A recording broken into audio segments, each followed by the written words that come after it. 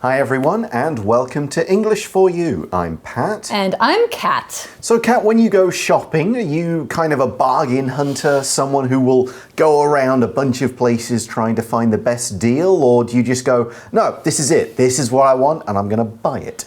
Definitely the latter one. Like I don't really make a point of shopping for deals. If something is worth the price to me, then I'll pay it. I'm not going to, because I feel like the things that often have sales or deals, they're like not quite the thing that I want.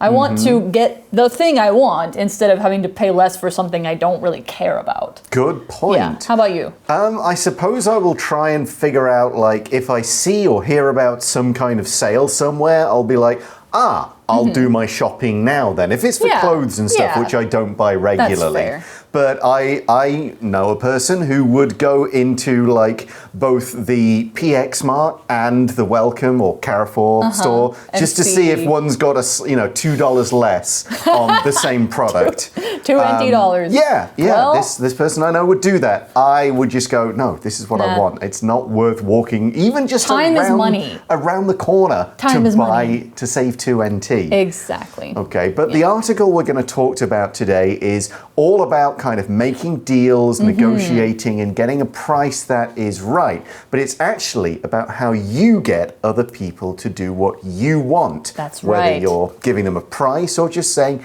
can you do this thing for me? Yeah, it's a mind trick is kind of what we're talking about today. All right. It's very interesting. So let's get in the article and find out more. Reading. What is the door-in-the-face technique and how can we use it? Hello, you. Yes, you. The person reading these words. It looks like you're interested in buying me. Well, I am all yours for 800 NT dollars. What's that? You think I'm a little expensive? I am a very high-quality magazine, but I guess I can give you a discount. How does 240 NT dollars sound? Much better? Okay then, we have a deal. This strange introduction has just given you a taste of an influencing method called the door-in-the-face technique. We use this technique to increase the chances of people complying with a request. This very simple technique goes like this. We make an initial unreasonable request. Of course, the recipient will reject it. We then make a second, much more reasonable request. The recipient is now much more likely to accept it. Here's an example.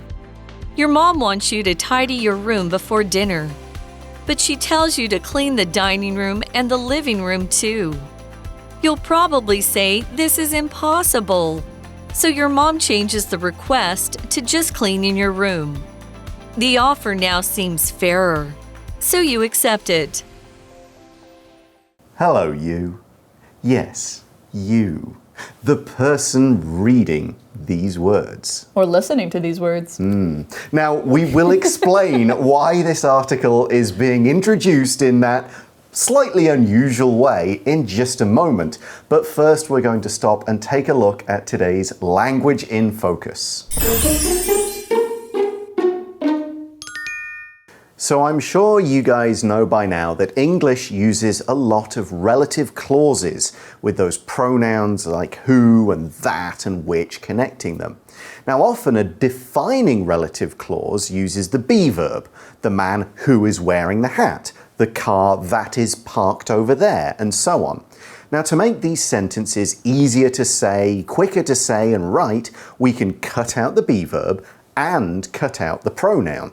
So my previous examples become the man wearing that hat and the car parked over there. In our article, we have the person who is reading these words reduced to the person reading these words. We just do this to unclutter the sentences by taking out words we don't really need. We can also do this by actually changing the form of the verb in the relative clause. So the person who finishes first will win a prize becomes the person finishing first will win a prize. We can use the ing form there. All right, for this next part, bear with me here. Pretend I'm a magazine. Oh. Yeah, pretend I'm a magazine. I have a nice shiny cover. There are words on me. It looks like you're interested in buying me. Well, I am all yours for 800 NT dollars. 800 NT dollars, you might say when reading this. So our article says, what's that? You think I'm a little expensive? I am a very high quality magazine, but I guess I can give you a discount. Just because I like you, just because you're nice. You're a friend. You're nice. I'll give you a friend price. Yeah, I like your smile. You look like a discerning reader. Okay, now that you've, gotten all this in your head, now what's a discount? A discount is an amount that somebody takes off a regular price. So a price reduction. You pay less than you normally would. That means if you buy that magazine for $800 normally, a discount might let you buy it for $500, or maybe if it's a 50% discount, you can even buy it for $400, maybe less. So for an example, you could say, if we buy 2 boxes of cookies, we can get a 50% discount on the second one. That means the second one costs half. Yeah. So the magazine continues, how does 240 NT sound? 240 NT dollars. Much better? Yeah. Okay then, we have a deal. All right, sold. So Okay, yeah, one more magazine out the door. We're sorry. We are done being magazines now, and we are done introducing this article in this really weird way. We're trying to trick your brain. This strange introduction has just given you a taste of an influencing method called the door-in-the-face technique. Whoa. Yeah, it's got a very dramatic name. Yeah, I'll better learn more about that in just a moment. Yeah. So in this sentence, we saw the word introduction when we were talking about the way that Pat and I were talking, like as a magazine, trying to sell you a magazine with the price going from high to low, and we're giving you a little bit of a scenario, an introduction. That's the beginning part of a book or a speech or an essay or maybe a piece of music or something like that, and it explains or shows what's going to happen in the next part, in the main part. More generally, an introduction brings something to your mind for the first time. It introduces, that's the verb, introduces the idea to you. So you are ready to learn about the next part because now you have the idea in your mind from the introduction. So, an example sentence, the book's introduction makes readers want to know more about the people in it. Now, in that last sentence, we did see another example of today's language in focus. We could say an influencing method that is called the door-in-the-face technique, but we get rid of the that, we get rid of the is, an influencing method called the door-in-the-face technique. But right. What is a technique? Well, it's a way of doing something, it's a way of achieving a particular goal, often using some kind of skill that you've learned and practiced over time. And we often use this word when we're talking about artistic, scientific or craft-related procedures. We wouldn't talk about maybe a method for throwing garbage as such, but we might talk about a method of painting, a method of breathing if you're trying to get better at breathing for yoga or something like that. Yeah. It's something that takes a bit of practice and skill. For example, the soccer player practiced his technique for taking free kicks for an hour during training. That's a lot of practice. Yeah, that's and what I know I play, did. or you play a musical instrument, you have to learn different techniques to do different kinds of notes. Yep. Yeah, so the article says about the door-in-the-face technique, we use this technique to increase the chances of people complying with a request. So a request is somebody asking you to do something. If you comply with it, that means you do what you've been asked. Or if you've been ordered to do something, you comply with that order and you do what they asked you to do. You can also use a word like obey. So you obey their request, you agree with their request. Basically, you do what you're being asked to do. So if you're being asked to buy something and you comply with it, you're going to get that deal. Exactly. Now we're going to look in a bit more detail now about the word request. So a request is when somebody is asked to do something. It is the thing that people are asking you to do. That's how we use it as a noun. As a verb, it's the action of asking someone. So if I say, hey, could you look after my dog for the weekend?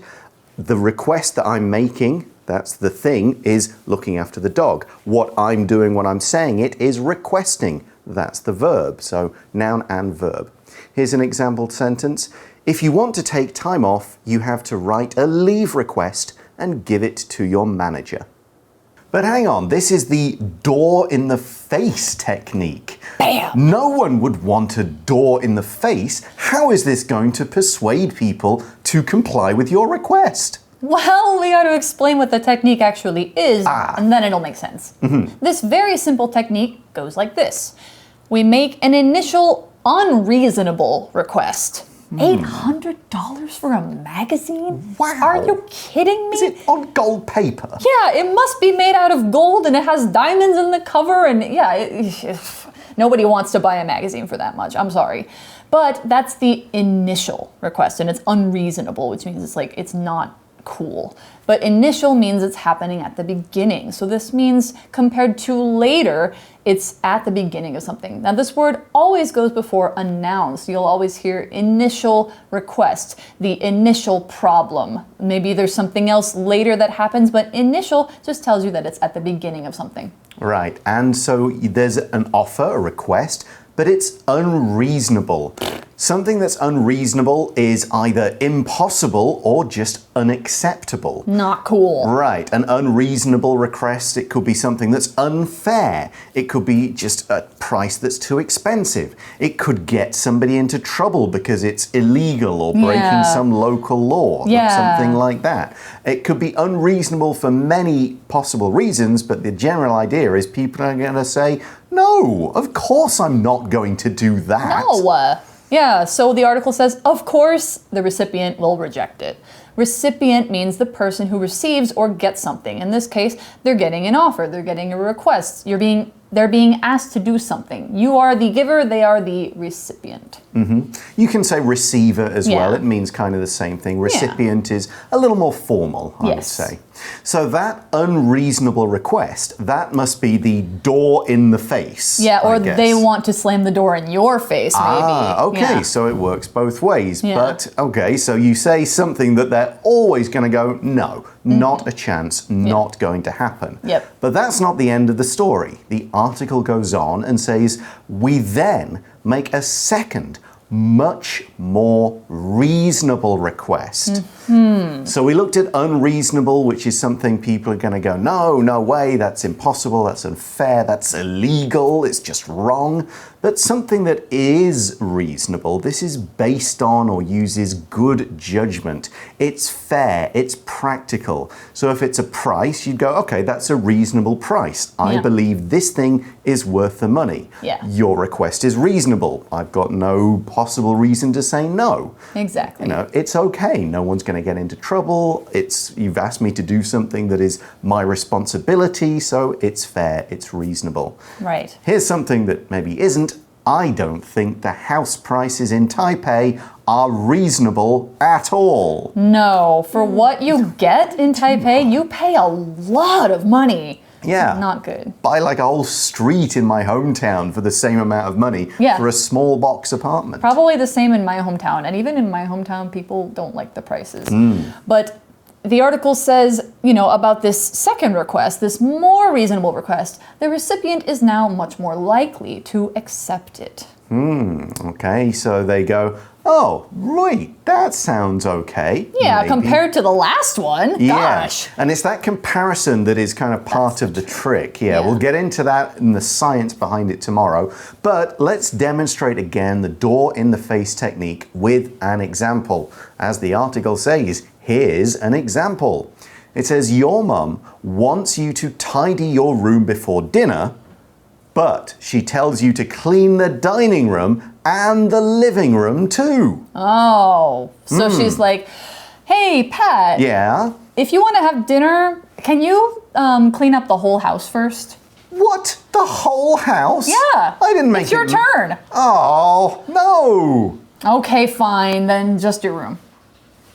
okay, I can do that. Yeah, so see, this is the trick. The article says you'll probably say this isn't possible. So your mom changes the request to just cleaning your room. Impossible. Especially, let's say you only have maybe an hour before dinner. Or less. Or less. It's impossible to clean the whole house in that time. It's not possible. We use this prefix before a P sound like possible, or in before other sounds to make them negative. So possible becomes impossible, which means it was able to be done, now it's not able to be done. Okay. There are a few others like that. Impractical, for example. Something is practical, you can do it. Impractical, nah, can't do that. Yeah. The article goes on, the offer now seems fairer. You go, okay, sure. I can clean up my room. I made it messy. I got my toys out, books on the table, on the floor, whatever. Sure, it's acceptable, it's reasonable for me to go and clean my room before dinner. Yep. So you accept it. Now, this is the offer. It's similar to request. The idea is when you present something to someone, and it's an idea, a suggestion, a price, a plan, to kind of see whether they accept it or not. Now, the word offer does imply that this can be discussed and modified. You can negotiate a bit. It's not set in stone unless you say something like, that's my final offer, which means this is the last one. This is as good as it's going to get. That's the door in the face. Exactly. For example, you want to buy my car? Okay, make me an offer, meaning you tell me how much you are willing to pay. What do you think it's worth? And then I might make an offer back saying, oh, that's too low, give me this much. And you go back and forth with different offers. Exactly. It's a verb as well, so you can say, he offered me this much money for my car. Yeah. Something like that. She offered me some coffee. Yeah. Now, I guess part of the trick here is that if you just ask your kid and say, hey, go and tidy your room before dinner, the kid's going to be, no, maybe later. Why should I? Yeah. You know, I'll clean it later. Why does it have to be before dinner? Yeah. So if you just make that first request, which is what you really want, first, you still might get rejected. But if you make the unreasonable request first, then the kid is more likely to accept that second offer. Again, the thing that you really want. Yep. Okay. And people do this a lot in sales. Yes. Things like that. Yeah, persuasive people will do all this kind of thing a lot. Yes. Now, we are going to look at the history of this kind of technique. We're going to look at why it actually works. What is it that makes it work on people? But we're going to save that until tomorrow's part of the article. Right now, we're going to go to today's For You Chat question. You chat. All right, our For You Chat question for today is kind of about your personality. It asks you to look inside. Do you think you're good at getting people to do things? Explain your answer. Oh, I've got to explain it. You've got to explain it. Can't just say yes or no. Cannot. Okay, am I good at getting people to do things?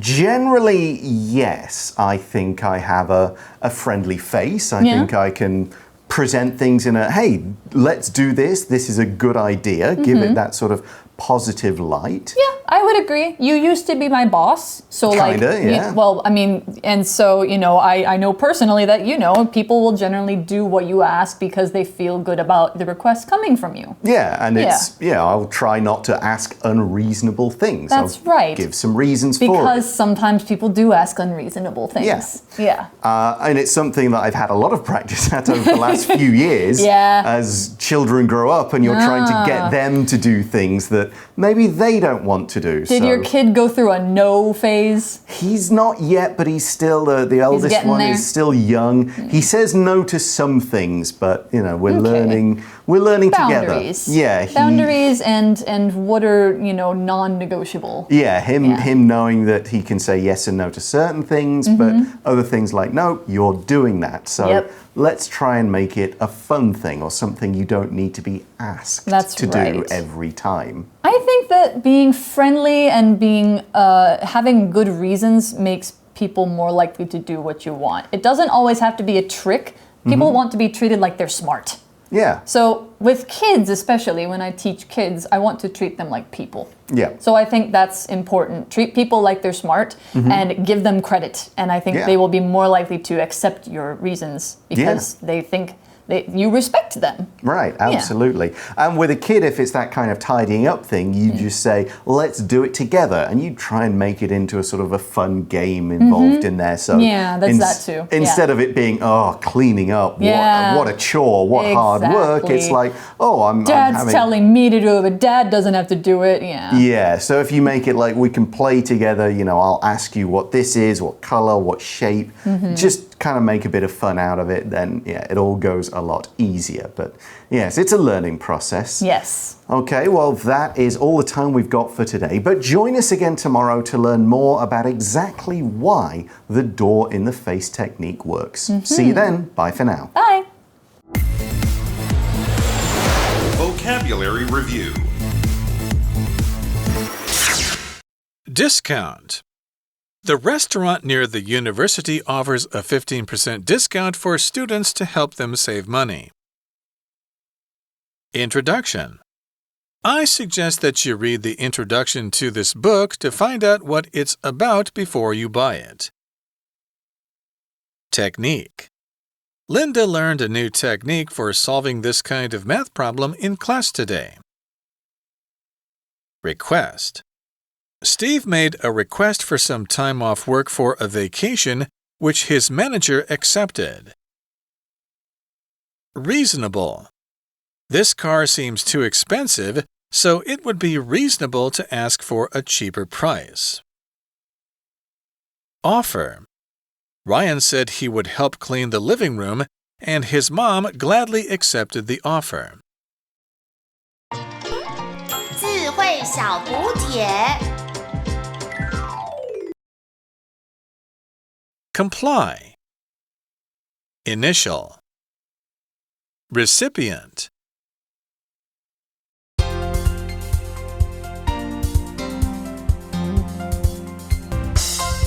以上节目是由活用空中美语制作，活用空中美语杂志，请洽询全国各大书店。如欲索取试听教材，请来电02-2364-4000 02-2364-4000，或上网查询，网址是 www.english4u.net www.english4u.net